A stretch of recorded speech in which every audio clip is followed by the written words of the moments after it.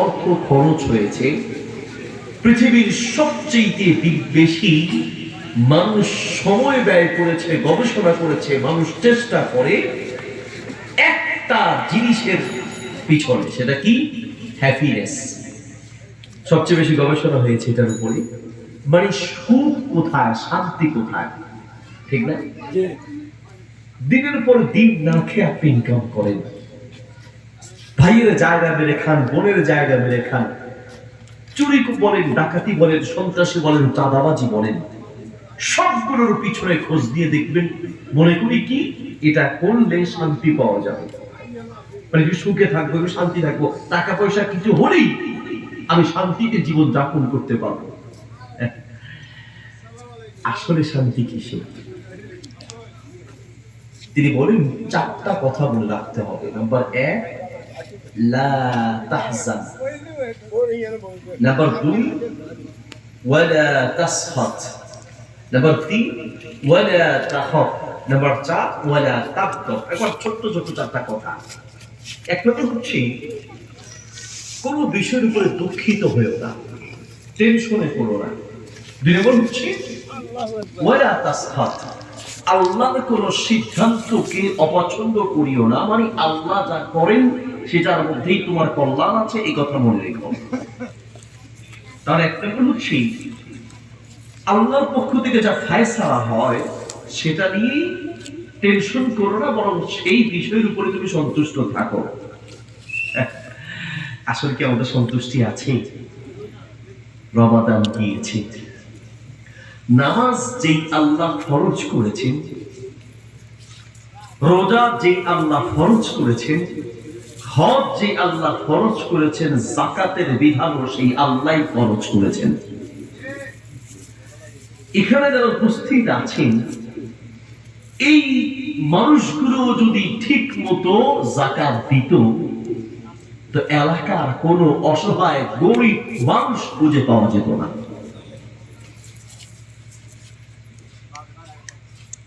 যাকাত না দেওয়ার অর্থ কি? যাকাত না দেওয়ার অর্থ হচ্ছে আল্লাহ যে সিদ্ধান্ত দিয়েছেন, ফয়সালা দিয়েছেন, আপনি সেটা পছন্দ করেন নাই। 2 মাসআলার ক্ষেত্রে আসলে মানুষ সবচেয়ে বেশি প্রতারণার আশ্রয় নেয়। 1 নম্বর হচ্ছে তালাকের মাসআলা, আর 2 নম্বর হচ্ছে যাকাতের মাসআলা। আমাদেরকে এমন ভাবে মাসআলা জিজ্ঞেস করে, হুজুর টাকা টুকা নাই, হুজুর সামান্য কিছু আছে বাসায়, আর টাকা কই দেয়? এত লাখ লাখ টাকা ইনকাম করেন, হুজুর ব্যাংকে ডিপিএস করে রাখছি, আমার হাতে নাই তো হুজুর, যাকাত কি ফরজ হবে? মানে যেন হুজুরে বলে যে ভাই যাকাত দেয়া লাগবে না, তাহলে তার পরিচে পর্যন্ত খুশি হয়ে যাবে, ঠিক না?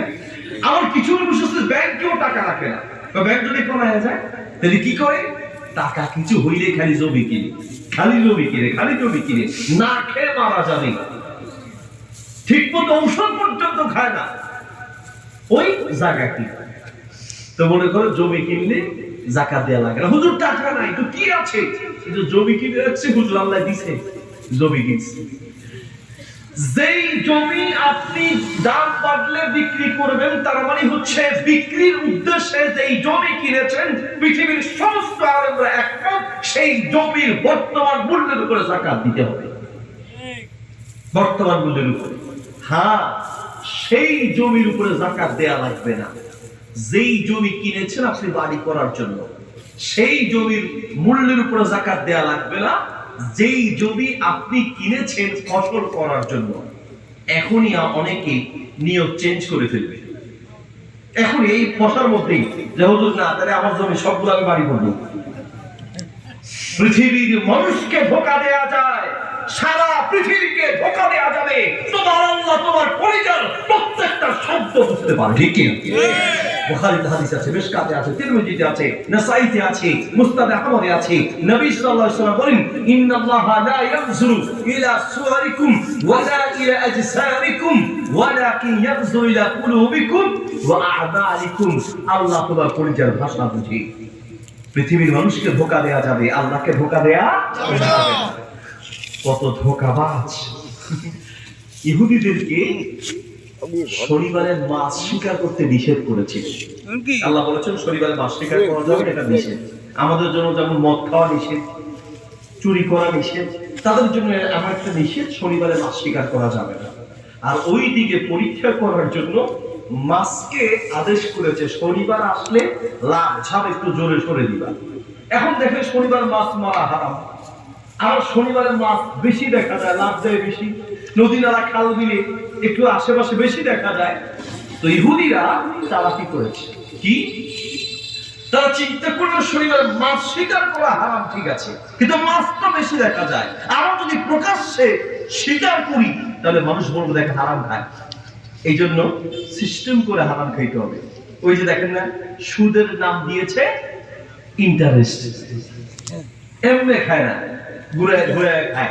আমরা যৌতুক টৌতুক চাই না, তবে আপনারা কি দিবেন বলেন? আমরা 5 ওয়াক্ত নামাজ পড়ি, আমরা মোল্লা বংশের লোক, আলেম বংশের লোক, আমরা যৌতুক টৌতুক চাই না, সব হারাম, তবে আপনারা কি দিবেন বলেন? এমনি খায় না, ঘুরে খায়, ঠিকই না? তো ইহুদিরা চিন্তা করে যে প্রকাশ্যে যদি আমরা মাছ শিকার করি তাহলে মানুষ খারাপ বলবে, চালাকি শুরু করছে কি, শনিবারে গিয়ে মাছ জাল দিয়ে আটকায় রাখে আর রবিবারে এনে খায়। আমরা আটকায় না রাখছি, আমরা কি শিকার করতেছি? বুঝলেন নাই? নবী রাসূল এবং ইমানদাররা বলছে শনিবার তো মাছ শিকার করাই নিষেধ, তো তোমরা যে শনিবারে গিয়ে মাছ আটকায় রাখো জাল দিয়া। ওই যে আটকায় না রাখছে, শিকার তো করি নাই, শিকার তো করছি রবিবার। এই চালাকি আল্লাহ বুঝেন কিনা? কোন কিরাদাতান খাসিন, সমস্ত ইহুদিকে একসাথে আল্লাহ বারোয় পরিণত করেছে। আল্লাহু আকবার। কাজেই আপনার অন্তরের চালাকি আল্লাহ বুঝে কিনা? বাপ, আমি আপনার ছেলে হিসেবে বলছি, আমি আপনার ভাই হিসেবে বলছি, 500 টাকা দামের একজন জুতা চোর যদি জুতা চুরি করতে গিয়ে ধরা পড়ে, মসজিদে জুতা চোর ধরা পড়তো, এখানে এনে বাসের সাথে বেঁধে রাখলে আসার পথে আপনিও 2টা জুতা দিয়ে বাড়ি দিলেন। হারামখোর জুতা চোর 500 টাকা চুরি করার কারণে এলাকায় সে কত ঘৃণিত, কত ঘৃণা আপনার তার প্রতি। চুরি করছে কত? 500 টাকা এক জোড়া জুতা। শুধুমাত্র 500 টাকার চোরের প্রতি যদি আপনার এত ঘৃণা থাকে, আর লাখে 2500 টাকা মানুষের টাকা মেরে দিয়ে যাকাত না দেওয়ার অর্থ গরিবের হক চুরি করে খাওয়া, ঠিক কি না? আপনি তার চাইতে বড় না, আপনি তার চাইতে বড় চোর, আপনি তার চাইতে বড় হারামখোর। আমাদের ফেনী আঞ্চলিক ভাষা কয় ডিম চুরি করে জুতা চুরি করে, তাদেরকে আমাদের আঞ্চলিক ভাষা বলে ছেঁচড়া চোর। কি চোর? ছেঁচড়া চোর। ও তো ছেঁচড়া চোর। আর আপনি তো ফেনীর ভাষায় বলে ঘাটে যাইবার গোয়ার পদ্মা, আপনি হলেন ডাকাত নাম্বার 1। কথা বলেন ঠিক কি? যদি এই দৃষ্টিকোণ থেকে যাকাত খোঁজা হয় তো অসংখ্য মানুষ 1 নম্বরে ডাকাত আর চোরদের কাতারে দাঁড়াবে, ঠিক কি? আপনি গরিবের টাকা বেড়ে খাচ্ছেন, মনে রাখবেন হুজুর লাখে কত 2500, ও মা গো, মাথায় হাত দেয়। 2.5% শতকরা যাকাত দিবে, মাথায় হাত দেয়। আর বিকাশে হাজারে যে 20 টাকা দেয়, একটু পরিচয় কষ্ট লাগে না। প্রতি 1000 আপনি 20 টাকা দেন, ওটা আপনার খারাপ লাগে না। হুজুর এই যে লাখে 2500 টাকা দিলাম, 2500 কমে গেল না? আল্লাহ বলেন না, মা নাকসাত সাদকাতুম মিন মালিন, রাইফেলের গুলি মিস হতে পারে, আল্লাহর নবীর কোন কথা 2 রকম হতে পারে না। তিনি বলেন যাকাত দিলে সম্পদ কমে না, বরং দিলে আরো বাড়ে, ঠিক কি না? ওয়াল্লাহি বলছি, ওয়াল্লাহি বলছি। আপনারা জানেন আলহামদুলিল্লাহ আমার কাপড়ের ব্যবসা আছে, আমার গার্মেন্টস আছে, স্বর্ণের ব্যবসা আছে। এই উসিলায় এদেশের শত কোটি হাজার কোটি টাকার মালিকদের সাথে আমাদের উঠা বসা হয়। অসংখ্য কোম্পানির নাম আমি বলতে পারবো, যারা বলেন হুজুর যাকাত দেওয়ার পর থেকে আল্লাহ সম্পদ কয়েক গুণ বাড়িয়ে দিয়েছেন, কয়েক গুণ বাড়িয়ে দিয়েছে। আপনি লাখে 2500 টাকা যাকাত দিতে চিন্তা করেন। শোনেন, এই যে টাকাগুলো আপনার জমা আছে, টাকাগুলো যে আপনার কাছে জমা আছে, কত লাখ টাকার মালিক, কত কোটি টাকার মালিক। গত করোনায় আমি নিজ চোখে দেখেছি, ফেসবুকে উঠেছে, 3টা গার্মেন্টসের মালিক, 3টা গার্মেন্টসের মালিক ব্যবসায় এমন ভাবে লোকসান খেয়েছে, শেষ পর্যন্ত নিজের চিকিৎসার টাকার জন্য মসজিদের সামনে গিয়ে ভিক্ষা করেছে। এইরকম অবস্থা আপনার হতে পারে কিনা? আল্লাহ মাফ করুন। আজকের মাহফিলের যিনি আলোচক ছিলেন, আপনারা তো বক্তাদেরকে পেয়ে আপনাদের মানে কোন অনুভূতি নাই। যারা দাওয়াত দেয় তারা জানে একজন আলোচককে দাওয়াত দেয় এবং মাহফিল পর্যন্ত আনা কি পরিমাণ কঠিন। যখনই ওনার মেয়ে অসুস্থ, তাসলিম ভাই তখন থেকেই দাওয়াত দেয়া পারি, তখন থেকেই যোগাযোগ করা শুরু। যাওয়ার কথা ছিল বাহিরের কান্ট্রিতে, আমি যাইনি। এরপরে কয়েকটা মাহফিল নিয়েছি। আজকের মাহফিলটা যে কেমনে বাদ করলো আমি নিজেই জানি না।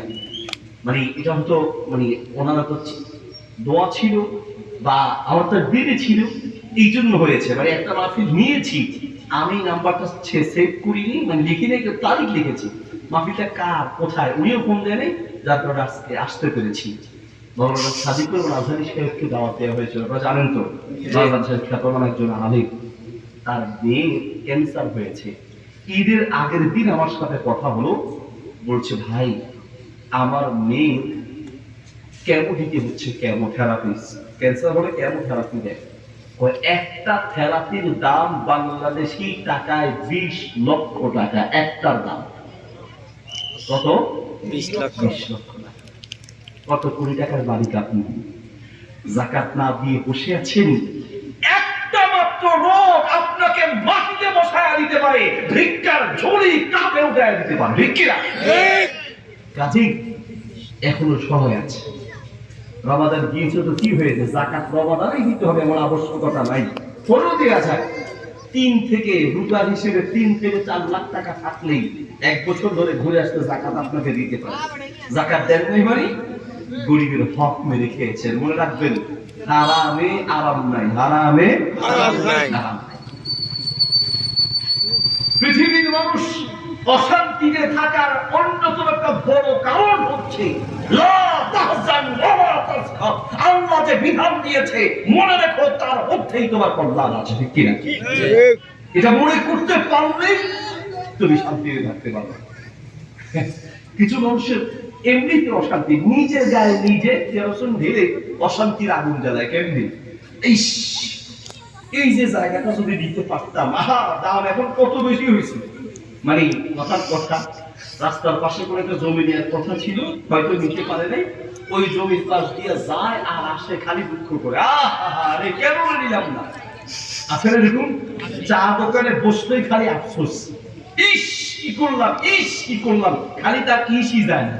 মানে আখেরাত তো শেষ হচ্ছে, দুনিয়ার শান্তিও শেষ, খালি ইস ইস। আমার বাসার সামনের রুমে আমি একটা ক্যালেন্ডার বানিয়ে, দেয়ালিকা বানিয়ে একটা আয়াত লিখে রেখেছি।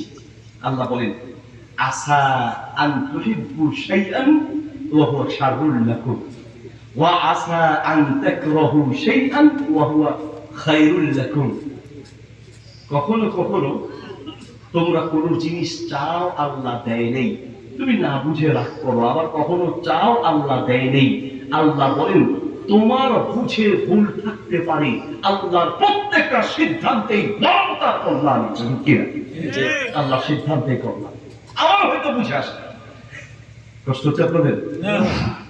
একজন বাদশাহ কিছু ওলামা একরামকে ডাকলেন, ডেকে বললেন, আচ্ছা শুনো তো, আমার একটা প্রশ্ন আছে, আমাকে প্রশ্নটা প্র্যাকটিক্যাল বুঝাইয়া দিতে হবে। ওলামা একরামকে দাওয়াত দিলেন, অনেক আলেম ওলামা আসলো।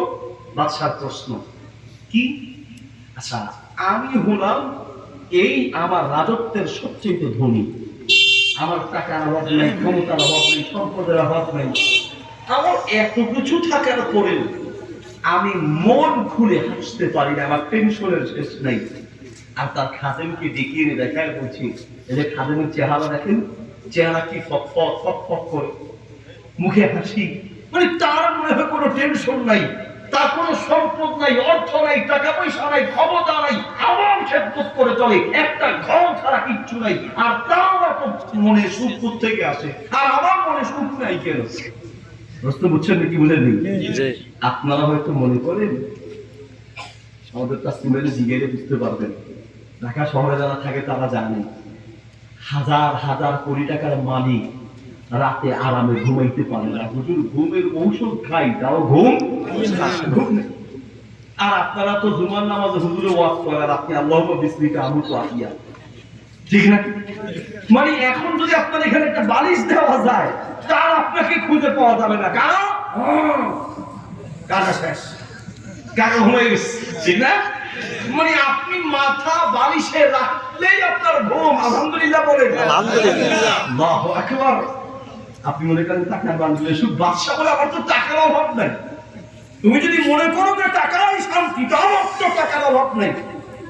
আমার সম্পদ যদি বলো আমি সব চাইতে ধরি, কিন্তু কই আমার তো শান্তি নেই।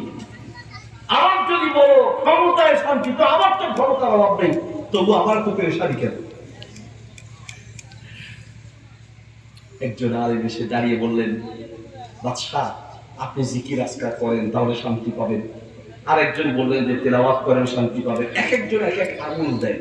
বাদশাহ বলেন, দেখেন আপনারা তো আমলের কথা বারবার বলছেন, এই আমল আমি করি কিন্তু শান্তিও পাই না।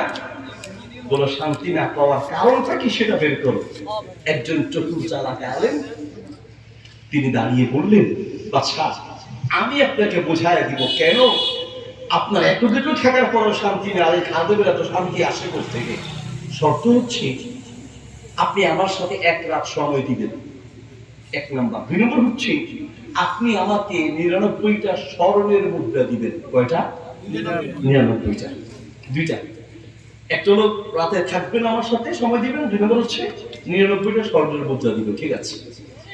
বাদশার কাছ থেকে 99টা স্বর্ণের মুদ্রা নিয়ে সে একটা প্যাকেট করলেন। ওই প্যাকেটের ভিতরে 99টা স্বর্ণের মুদ্রা দিয়ে প্যাকেটের গায়ে লিখে দিলেন খাদেমের নাম, তুমি অমুককে, আমি নাম বলতে অনিচ্ছুক, নাম প্রকাশে অনিচ্ছুক ব্যক্তির পক্ষ থেকে তোমার জন্য এই 100টি স্বর্ণের মুদ্রা হাদিয়া দেয়া হবে। স্বর্ণ মুদ্রা লিখেছেন কয়টা? 100টা। ভিতরে আছে কয়টা? 99টা। নাই কয়টা? একটা। বাদশা বলল, আপনি একটু দাঁড়ায় থাকেন, তামাশা দেখেন। কি? প্যাকেটটা নিয়ে এলাকার পোলাপাইন কিছু বিবেকী নেই। এখানে মাহফিল চলতেছে, ওখানে লাফালাফি করে।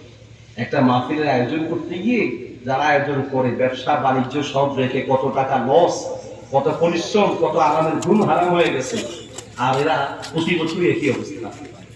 আমার দিকে তাকান, আরো ভালো ভালো আজহারি সাহেব সহ আরো বড় বড় বক্তাদেরকে আনার মতো প্ল্যান করছে।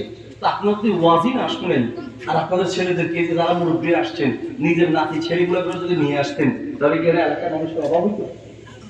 আপনি আপনার ছেলেটাকে নিয়ে আসলে হতো, নাতিটাকে নিয়ে আসলে হতো। সামনের বার আসার সময় নিজেরা আসবো, ছেলে সন্তান নাতিপুতিকে নিয়ে আসবো। রাজি আছি ইনশাআল্লাহ? ইনশাআল্লাহ। অভ্যাস করতে হবে। কেউ হয় না, রাগ করেন না, আমি তো আপনাদের পুরান মানুষ। প্রায় 3 থেকে 4 বছর হলো না তাসলিম ভাই?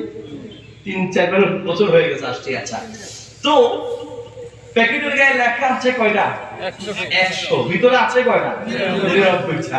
বলো বাদশা, আপনি তামাশা দেখেন। কি? ওই খাদেমের ঘরের দরজার সামনে প্যাকেটটা রেখে দূর থেকে বাদশার ওই আলেম তাকিয়ে আছে। যখন বের হওয়ার সময় হয়েছে, প্যাকেটটা রেখে তারা দূরে গেল। ঘরের দরজা খুলে খাদেম দেখছে এত সুন্দর চমৎকার একটা প্যাকেট। প্যাকেটটা হাতে নিয়ে দেখছে উপরে লেখা 100টি স্বর্ণ মুদ্রা দেওয়া হলো। খুশিতে তো বাকবাকুম। দরজা খোলা অবস্থায় ওয়াইফকে ডাকলেন, আর এদিকে আসো, আল্লাহ তো আমার দিকে তাকিয়ে দেখেছেন, আল্লাহ রহমত করেছেন। কি বলছে? দেখো এখানে একটা স্বর্ণের মুদ্রা আছে, আগে খোলো। তোমার কি কুত্তায় কামড়েছে নাকি? আগে খোলো আছে কিনা দেখো। কেটে ভিতরে আসলে স্বর্ণের মুদ্রা আছে। এবার ওয়াইফ লাগালো ভেজাল। কি বলছে? স্বর্ণের মুদ্রা আছে, ঠিক আছে, একটু গুণে দেখো। স্বামী বলো, যা পাইছি আলহামদুলিল্লাহ। কয়টা? আগে গুনো না। গুনে দেখতেছে 1 2 3 4 5 আছে কয়টা? 99টা। উপরে পড়া দেখে 100, ভিতরে দেখে 99। ঘটনা কি? একটা গেল কোথায়? স্বামী স্ত্রী দুইজনে মিলে, হ্যাঁ আসলেই তো কথা ঠিক, যে দিয়েছে সে 100 টাকা দেওয়ার কথা, একটা মনে হয় আশেপাশে পড়ে গেছে। এক কাজ করো, খোঁজা শুরু করি। সারা রাত আর ঘুম নেই। এখন একবার ঘরের সামনে, একবার ঘরের পিছনে, একবার পাশে, আর একবার রাস্তা দিয়ে আসার সময় মনে পড়ছে, রাস্তায় খালি খুঁজতে গেছে। ওই আলেম আর বাদশা দেখে আর হাসে। সকালবেলা স্বামী স্ত্রী দুইজন ঘুমাতে গেছে, সকালে ঘুম আসে না, চিন্তা করে রাতে খুঁজছি মনে হয় পাই নাই, দিনের বেলা হয়তো পাওয়া যাবে, আবার উঠে খোঁজা শুরু। বাদশাহ মন্ত্রীকে পাঠিয়ে, সৈন্য পাঠিয়ে তাকে ডেকে নিয়ে এলো রাজদরবারে, জিজ্ঞেস করছে কি হয়েছে? বলো না কি হয়নি, কিছু হয়নি। না কিছু তো হয়েছে, তুমি স্বর্ণ মুদ্রা পাইছো নাকি? বাদশাহ আপনি কেমনে জানেন? বলো না ঘটনা। বলছে বাদশাহ সারা রাত ঘুমাইতে পারিনি, চেহারা দিকে তাকান যায় না, ওই যে শান্তি যা ছিল সব শেষ, অশান্তি শুরু হয়ে গেছে। কি সমস্যা? ওই বাদশাহ 99টা পাইলাম, একটা পাইলাম না কেন? এই একটা খুঁজতে খুঁজতে সারা রাত আর ঘুমাতে পারিনি। ওই আলেম দাঁড়িয়ে বললেন, বাদশাহ পৃথিবীর মানুষের অশান্তির সবচেয়ে বড় কারণ হলো এটা, ও 99টা পেয়েছে, সেটা নিয়েই তার শুকরিয়া আদায় করা দরকার ছিল, একটা পায় নাই, সেটা তার কপালে ছিল না, এটা চিন্তা করলেই হয়ে যেত। না, 99টা পেয়েছে, ওটার শান্তি আরামের দিকে সে তাকায় নাই, ওটার শুকরিয়া করে নাই, যেটা পায় নাই সেটার পিছনে তার আরামের ঘুম হারাম করেছে। ঠিক কি না?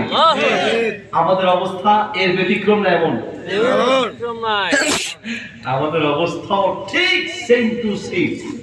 কি পাইনি, কি দেয় নাই, আল্লাহ অমুককে দিয়েছে, তমুককে দিয়েছে। নবী সাল্লাল্লাহু আলাইহি ওয়াসাল্লামের জন্য বলেন, আবু যর রাদিয়াল্লাহু আনহুকে ডেকে বলেন, আবু যর এদিকে আসো।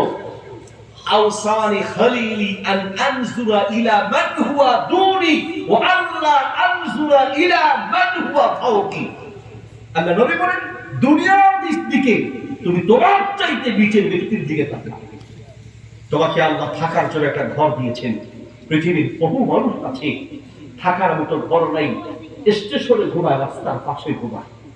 তুমি এখন পর্যন্ত দেখতে পাও পৃথিবীর বহু মানুষ আছে চোখে দেখতে পায় না। আমি আপনাদেরকে দাওয়াত দিই, তৌফিক হলে ইনশাআল্লাহ যাবেন, আমাদের তাসলিম হয়েও যাবেন ইনশাআল্লাহ। আমার একটা মাদ্রাসা আছে অন্ধদের জন্য, মাঝে মাঝে আপনাদের এলাকার তাসলিম ভাই সহ অনেকে সহযোগিতা পাঠায়। কানে শোনে না এমন ব্যক্তির জন্য, মানে প্রতিবন্ধী মাদ্রাসা, চোখে দেখে না, কানে শোনে না, কথা বলতে পারে না। আমি তাদের দিকে তাকাই আর আমি আমাকে বুঝাই আল্লাহ কত ভালো রেখেছেন। আপনার তো টাকা লাগবে, আমার মাদ্রাসার একটা তিন ছাত্র, একটা প্রতিবন্ধী অন্ধ ছাত্র আর শিক্ষককে ডেকে যদি জিজ্ঞেস করেন তোমাকে কয়েক কোটি টাকা বান্ডিল দিব না তোমার চোখের চিকিৎসার জন্য তোমার ব্যবস্থা করব, পৃথিবীর সমস্ত অন্ধ ব্যক্তিরা বলবে সারা দুনিয়ার সম্পদ আমার দরকার নাই, আমার চোখের দৃষ্টি সারা দুনিয়ার চাইতে দাম বেশি। ঠিক কিনা? যে লোকগুলো তার বাবার চেহারা দেখতে পায় না, একটা পা চোখটা বন্ধ করে চিন্তা করেন, মায়ের আদরের সেই চেহারা যদি দেখতে না পেতেন, নিজের পরিচয় টুকরা ছেলে আর মেয়েকে দেখার তৌফিক যদি আপনার